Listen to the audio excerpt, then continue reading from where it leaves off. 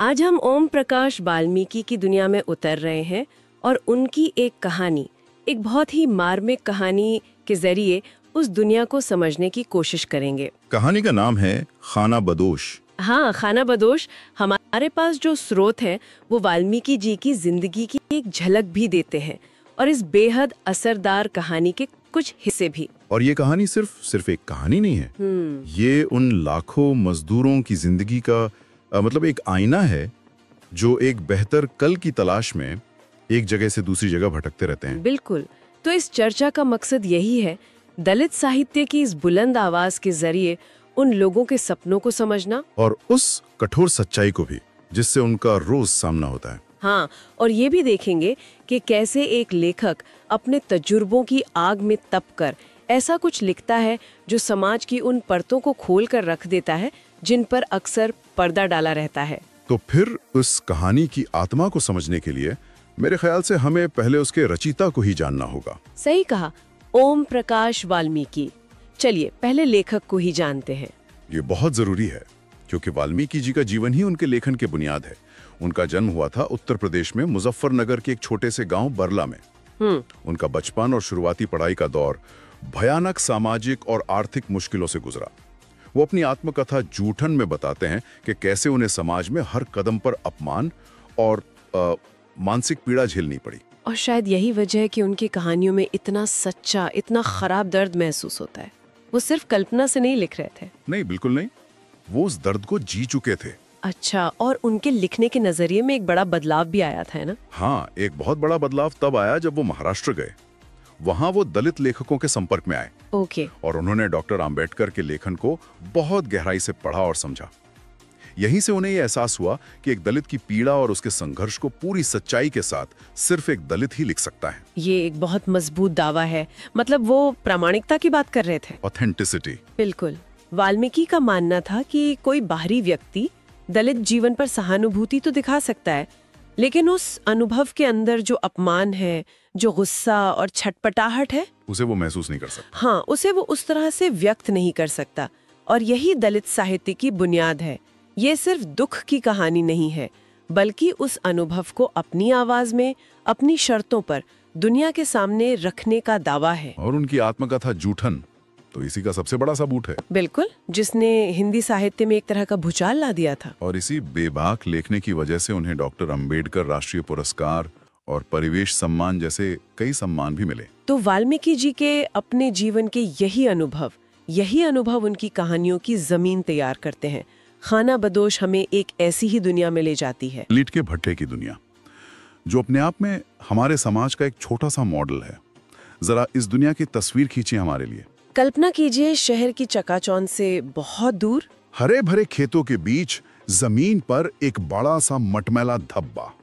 ये एक ईंट का भट्टा है और उसकी वो ऊंची चिमनी जिससे दिन रात काला धुआं निकलता रहता है, जैसे वो आसमान में भी अपनी कालिक पोतना चाहता हो। और इसी भट्टे पर काम करने वाले मजदूरों के रहने की जगह वो तो और भी ज्यादा तकलीफदेह है। डरबे जैसी एकदम छोटी छोटी झोपड़ियां, इतनी नीची कि उनमें झुककर ही अंदर जाया जा सकता है और झुककर ही बाहर आना पड़ता है। तो ये सिर्फ शारीरिक रूप से झुकना नहीं है। नहीं, ये उस पूरी व्यवस्था के सामने मजदूर के झुकने का प्रतीक है जो उसे कभी सिर उठाकर जीने ही नहीं देती। दिन में तो फिर भी काम का शोरगुल रहता होगा। हाँ, लेकिन शाम ढलते ही ये जगह एक अजीब से अंधेरे और डर में डूब जाती है।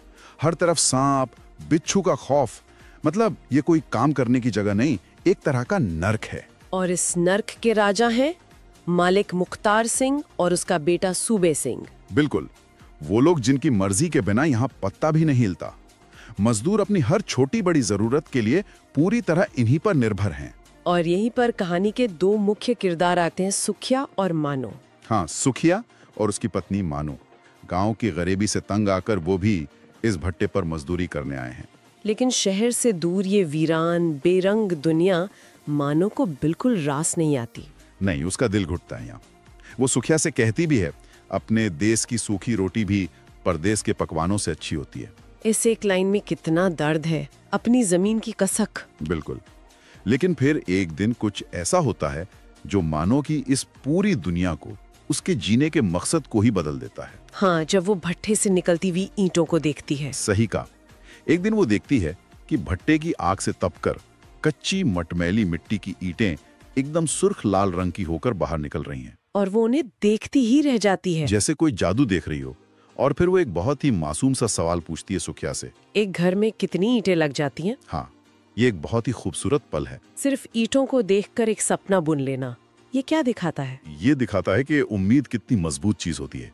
वो लाल ईंटें मानो के लिए सिर्फ ईंटें नहीं है, वो उसके लिए स्थायित्व, सुरक्षा, सम्मान, इन सब का प्रतीक बन जाती हैं। और यहीं से उन दोनों की जिंदगी को एक मकसद मिल जाता है। पक्की ईंटों का अपना एक घर बनाने का सपना। एक घर जो हम सबके लिए कितनी मामूली सी बात लगती है, लेकिन उनके लिए वो इस खाना बदोश यानी घुमंतु जिंदगी से आजादी का सपना है। ये सिर्फ एक छत का सपना नहीं है, ये अपनी जड़ें जमाने का सपना है।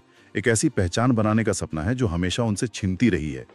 खाना बदोश होने का मतलब सिर्फ भटकना नहीं है, इसका मतलब है समाज में आपकी कोई जगह ना होना, कोई पहचान ना होना। और वो घर उस पहचान को पाने का पहला कदम है। बिल्कुल।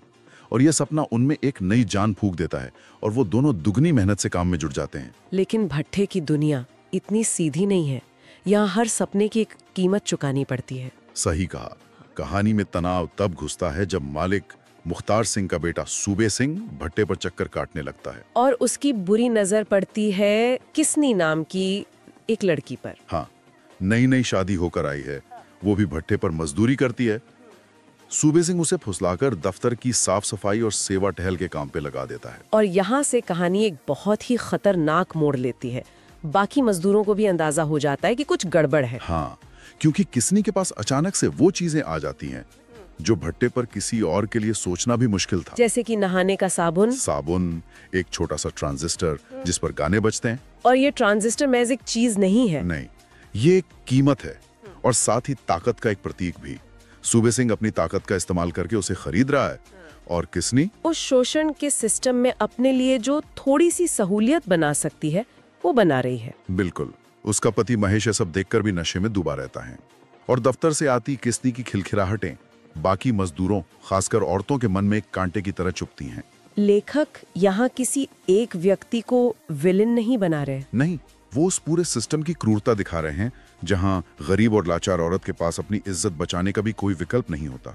और ये टकराव अपने चरम पर तब पहुंचता है जब एक दिन सूबे सिंह की नजर मानो पर पड़ती है। हाँ, वो उसे भी दफ्तर में बुलाता है, जो साफ तौर पर एक जाल है। और सुखिया और मानो ये जानते हैं, वो दोनों असहाय हैं, डरे हुए हैं। उन्हें पता है कि इनकार करने का अंजाम क्या होगा। लेकिन यहीं पर इंसानियत का एक ऐसा पल आता है जो हैरान कर देता है। हाँ, उनका एक साथी मजदूर जसदेव, जो ब्राह्मण जाति का है, वो हिम्मत दिखाता है। जब सूबे सिंह मानो को बुलाता है तो जसदेव उसकी जगह खुद दफ्तर में चला जाता है। ये एक बहुत बड़ा कदम है। वो अपनी जान खतरे में डाल रहा है और ये हिम्मत उसे बहुत बहुत महंगी पड़ती। सूबे सिंह तो आग बबूला हो जाता होगा। बिल्कुल। वो जसदेव को जानवरों की तरह पीटता है, उसे भद्दी भद्दी गालियां देता है और फिर वो एक ऐसी धमकी देता है जो उस जगह की उस पूरी व्यवस्था की सच्चाई बयान कर देती है। हाँ, वो कहता है भट्टे की आग में झोंक दूंगा, किसी को पता भी नहीं चलेगा। मतलब एक मजदूर की जान की कोई कीमत ही नहीं है। कोई कीमत नहीं। उसे मारकर फेंक भी दिया जाए तो किसी को कानो कान खबर नहीं होगी। उस रात जब जसदेव अपनी झोपड़ी में दर्द से कराह रहा होता है, तब कहानी में एक और बहुत मार्मिक पल आता है। मानो जिसकी इज्जत बचाने के लिए जसदेव पिटा था, वो उसके लिए रोटियां बनाकर ले जाती है। लेकिन यहीं पर कहानी एक ऐसा मोड़ लेती है जो दिल तोड़ देता है। हाँ, उसका पति सुखिया उसे रोक देता है। और क्या कहता है? वो कहता है, बामन तेरे हाथ की रोटी खावेगा, अकल मारी गई तेरी। मतलब वे सब एक ही शोषण के शिकार हैं, एक ही दुख झेल रहे हैं। फिर ये जाति की दीवार बीच में कहां से आ जाती है? और यही इस कहानी का सबसे बड़ा और दर्दनाक सच है। वाल्मीकि यही दिखाते हैं कि आर्थिक शोषण और साझा दुख आपको एक साथ ला सकता है, लेकिन जाति का जहर उस एकता को भी पल भर में तोड़ सकता है। बिल्कुल। बाहरी दुश्मन मतलब सूबे सिंह से लड़ना फिर भी शायद मुमकिन हो, पर समाज के अंदर हजारों सालों से बैठे इस जहर से लड़ना लगभग नामुमकिन है। लेकिन मानो का जवाब तो बहुत सीधा और सच्चा है। वो कहती है, बामन नहीं, भट्टा मजदूर है वो, मारी जैसा। बुचाती की पहचान से ऊपर उठकर उसे सिर्फ एक इंसान, एक साथी मजदूर की तरह देख रही है। पर जसदेव? लेकिन जसदेव ऐसा नहीं देख पाता। जब मानो उसे रोटी देती है तो वो चुप रहता है, हिचकिचाता है, और उसकी यही चुप्पी उन दोनों के बीच एक न दिखने वाली लेकिन बहुत मजबूत दीवार खड़ी कर देती है। मानो की इंसानियत जातिवाद की इस गहरी खाई को नहीं पाट पाती। और इस घटना के बाद सूबे सिंह का बदला शुरू होता है। वो सूकिया और मानो की जिंदगी और मुश्किल बना देता है। ये सिर्फ बदला नहीं है, ये मजदूरों की एकता को तोड़ने की एक सोची समझी चाल है। बिल्कुल। वो सूकिया से ईंट पाथने का सांचा, जो उसका रोजगार है, वो छीनकर जसदेव को दे देता है। उसी जसदेव को जिसने मानो को बचाया था। ये तो साफ साफ फूट डालने वाली बात हुई। हाँ, और सूकिया को भट्टे का सबसे मुश्किल और खतरनाक काम यानी मोरी पर लगा दिया जाता है, जहां आग की तपिश सबसे ज्यादा होती है। ये उसे शारीरिक और मानसिक रूप से तोड़ने की कोशिश है। और फिर एक सुबह वो होता है जो सुखिया और मानो के सपने को हमेशा के लिए कुचल देता है। हाँ, मानो जब काम करने की जगह पर पहुंचती है तो वो देखती है कि रात में किसी ने उसकी बनाई हुई सारी कच्ची ईंटों को रौंद डाला है। सब कुछ तोड़ फोड़ कर मिट्टी में मिला दिया है। उसकी और सूकिया की महीनों की मेहनत, दिन रात का पसीना, उनका घर बनाने का सपना, सब कुछ उस कीचड़ में रौंद दिया गया था। ये सिर्फ मिट्टी की ईंटें नहीं थी। नहीं, ये उनके चकनाचूर हुए सपने का प्रतीक थी। ये उस बेरहम व्यवस्था की जीत थी जो ये पक्का करती है कि मजदूर कभी सिर उठा के न जी सके, कभी अपना घर न बना सके। और इस पूरी घटना में सबसे ज्यादा दुखद है जसदेव की चुप्पी। बिल्कुल। वो सांचा जो सूबे सिंह ने उसे दिया था, वो असल में उसकी चुप्पी की कीमत थी। डर और छोटे से लालच ने उस एकता को पूरी तरह खत्म कर दिया था। और ठेकेदार, जाहिर है वो उन टूटी ईंटों की मजदूरी देने से साफ मना कर देता है। हाँ, और उस पल में सुकिया को एहसास हो जाता है कि अब यहाँ कुछ नहीं बचा। वो टूटे हुए दिल से मानो का हाथ पकड़ता है और बस एक लाइन कहता है, चल, ये लोग हमारा घर ना बनने देंगे। और वो दोनों एक बार फिर अपनी छोटी सी गठरी उठाकर एक अनजानी दिशाहीन यात्रा पर निकल पड़ते हैं। एक बार फिर खाना बदोश। जहां से कहानी शुरू हुई थी वहीं खत्म हो जाती है। तो खाना बदोश सिर्फ सुकिया और मानो की कहानी नहीं है। ये उन लाखों लोगों की जिंदगी का दस्तावेज है जो एक बेहतर जिंदगी का सपना अपनी आंखों में लिए जीते हैं। लेकिन सामाजिक शोषण और जातीय भेदभाव का सिस्टम उनके सपनों को बार बार इसी तरह कुचल देता है। ओम प्रकाश वाल्मीकि की ये कहानी हमें दिखाती है कि एक घर की चाहत कितनी बुनियादी और मानवीय इच्छा है। लेकिन हमारे ही समाज का एक बहुत बड़ा तबका आज भी इस बुनियादी हक से दूर है। कहानी ये सवाल भी उठाती है कि क्या मजदूर की मेहनत का कोई मोल है, या उसका वजूद सिर्फ शोषण के लिए ही बना है। सुखिया और मानो तो उस भट्टे को छोड़कर आगे बढ़ गए, एक और पड़ाव, एक और भट्टे की तलाश में। पर हम सबके लिए सोचने वाली बात यह है कि क्या खाना बदोश होना सिर्फ एक जगह से दूसरी जगह जाना है, या ये समाज में सम्मान, सुरक्षा और अपनेपन की कोई जगह न मिल पाने की एक स्थायी स्थिति का नाम है।